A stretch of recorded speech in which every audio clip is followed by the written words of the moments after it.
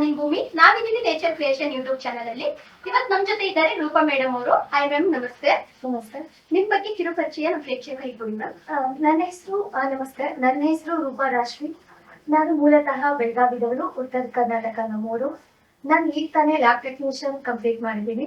So ಹಾಗೆ cinema ಇಂಡಸ್ಟ್ರಿಯಲ್ಲಿ ಕೂಡ ವರ್ಕ್ ಮಾಡ್ತಾ ಇದ್ದೀನಿ. ನ್ಯೂಸ್ ಚಾನಲ್ ಅಲ್ಲಿ ಕೂಡ ವರ್ಕ್ ಮಾಡ್ತಿದ್ದೀನಿ.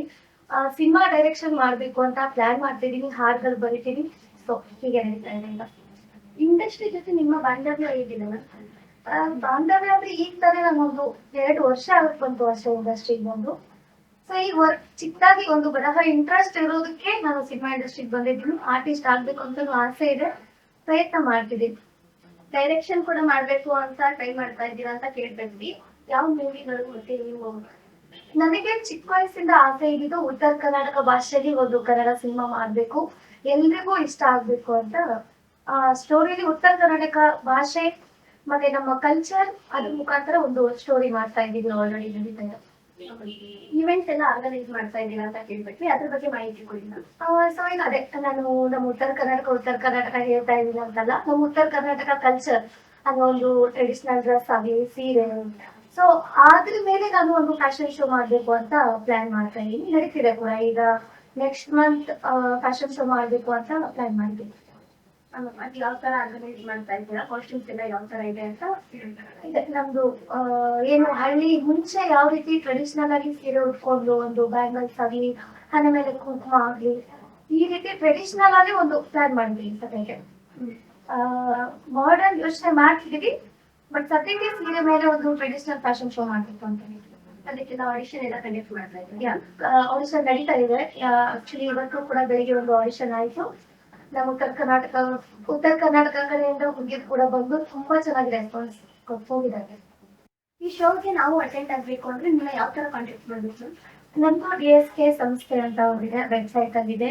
ಇನ್ಸ್ಟಾಗ್ರಾಮ್, ಫೇಸ್ಬುಕ್, ಆಲ್ ಸೋಷಿಯಲ್ ಮೀಡಿಯಾದಲ್ಲಿದೆ. ಅಲ್ಲಿ ಇನ್ಸ್ಟಾಗ್ರಾಮ್ ಅಲ್ಲಿ DSK ಸಿನಿಮಾಸ್ ಅಂತ ಹೋದ್ರೆ ಅಲ್ಲಿ ನಮ್ಮ ಕಾಂಟ್ಯಾಕ್ಟ್ ನಂಬರ್ ಸಿಗುತ್ತೆ. ಅದ್ರ ಮುಖಾಂತರ ನಮ್ಮ ಜೊತೆಗೆ ಜಾಯ್ನ್ ಆಗ್ಬೋದು. Okay ma'am. ನೀವು ಸಾಂಗ್ಸ್ ಮತ್ತೆ ಮೂವೀಸ್ ಡೈರೆಕ್ಷನ್ ಮಾಡಿದ್ದೀರಾ ಅಂತ ಕೇಳಿದ್ದೀವಿ. ಯಾವ್ದು ಮಾಡಿದ್ದೀರಾ ಮ್ಯಾಮ್? ನಾನು 2 ಆಲ್ಬಮ್ ಸಾಂಗ್ ಮಾಡಿದೆ, ಅದು ಕೂಡ ರಿಲೀಸ್ ಆಯ್ತು ಈಗ ತಾನೇ ರೀಸೆಂಟ್ ಆಗಿ. ಮತ್ತೆ 2 ಸಿನಿಮಾಗಳಿಗೆ ಸ್ಟೋರಿ ಕಥೆಗಳೆಲ್ಲ ಬರ್ಕೊಟ್ಟಿದ್ದೀನಿ. ಹಾಗೆ ನಂದೇ ಓನ್ ಪ್ರೊಡಕ್ಷನ್ ಅಲ್ಲಿ ಒಂದು ಸಿನಿಮಾನ ರಿಲೀಸ್ ಮಾಡ್ಬೇಕಂತ ಪ್ಲಾನ್ ಮಾಡ್ತಾ ಇದ್ದೀನಿ. ನಿಮ್ಗೆ ನಿಮ್ಮ ಫೀಲ್ಡಿಗೆ ಬರಬೇಕು ಅಂತ ಇನ್ಸ್ಪಿರೇಷನ್ ಏನಾದ್ರು ಇದೆಯಾ? ಇದೆ, ಬಟ್ ನನಗೇನಂದ್ರೆ ಮುಂಚೆ ಇರೋ ಕಲಾವಿದರುಗಳದ್ದು ತುಂಬಾ ಅವ್ರ ಬಗ್ಗೆ ತಿಳ್ಕೊಂಡು ಅವ್ರು ಯಾವ ರೀತಿ ಆಕ್ಟಿಂಗ್ ಮಾಡ್ತಾರೆ, ಸೊ ಅದನ್ನೆಲ್ಲ ಕಲ್ತ್ಕೊಂಡು ನಮ್ಗೆ ಸಿನಿಮಾ ಇಂಡಸ್ಟ್ರಿ ಅಂತ ಒಂದು ಇಷ್ಟ. ನೀವು ಮೂವೀಸ್ ಅಲ್ಲಿ ಆಕ್ಟ್ ಮಾಡಿದ್ದೀರಾ ಮ್ಯಾಮ್? ಮಾಡಿದ್ದೀನಿ. ಒಂದು 2-3 ಸಿನಿಮಾಗಳಲ್ಲಿ ಆಕ್ಟ್ ಮಾಡಿದ್ದೀನಿ.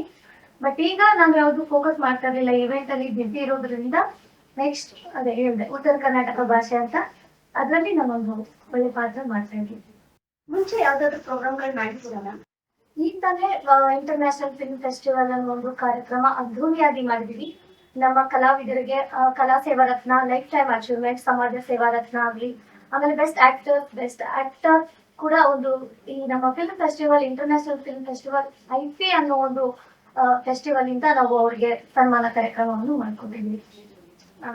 ಒಂದು ಒಳ್ಳೆ ಥಾಟ್ ಇಟ್ಕೊಂಡು ಇವೆಂಟ್ ಕೂಡ ಮಾಡ್ತಾ ಇದ್ದೀರಾ, ಅದು ಸಕ್ಸಸ್ ಆಗಿದೆ ಮ್ಯಾಮ್. ಇಷ್ಟೊತ್ತು ನಮ್ಮ ಟೀಮ್ ಜೊತೆ ಇದ್ದಕ್ಕೆ ಧನ್ಯವಾದ. ಲಾಸ್ಟ್ ಆಗಿ ನಮ್ಮ ಪ್ರೇಕ್ಷಕರಿಗೆ ಏನಾದ್ರು ಹೇಳೋದಿಲ್ಲ? ಒಂದು ಹೊಸ ಕಲಾವಿದೆ ನಾನು.